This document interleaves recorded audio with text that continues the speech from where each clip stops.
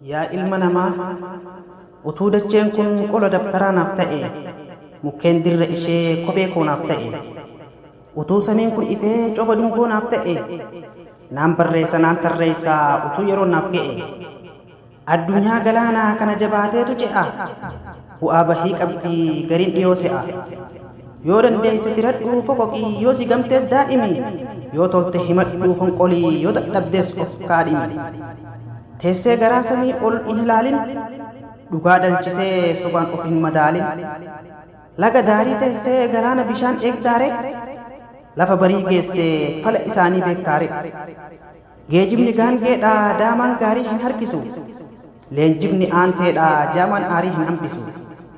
Akka cabneen hin okkollu ni kulkulfanna malee, bakka dhabneef hin of kollu wal kunuunfanna malee.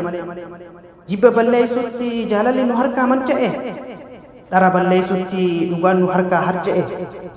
Dhaqaa wal gaafannaa nuti lamaan tirru, haqa sassaabbannaa nuti garaan hirru. Atis of ta'i anis ofin ta'a, gola ormaa taa'uun ammarraa nu ga'a. Diinagdeen misoomii sammuudhaan qaroom, namummaan tokkoomii gamnummaadhaan goom. Atis yaasii ati atuma, anis yaa ana ani anuma. Wal hin dhibbinaa maaloo wal ta'aa yaa ilma namaa. Eegaa utuu wal qooduu fi wal ooduu tasuma utuu laganne, dirra jibbaaf inaaffaa gadhiisnee utuu baqanne. Gandummaa osoo dhiifnee imala goototarra tarre, qoraaf kufuu karaa keessaa utuu wal jala harre. Hundumtu maasisaatti jaalala utuu facaase, afaan namaas waan sirrii utuu bakkeetti baase.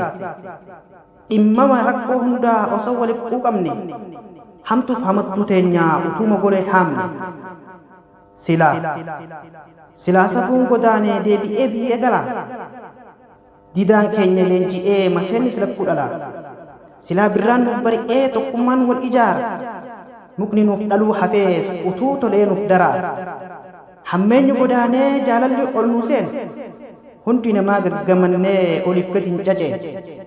Faanni keenyaas adeemee iddoo yaanne nuuf ga'a, bu'aan dadhabbii keenyaas bilisummaa nuuf ta'a.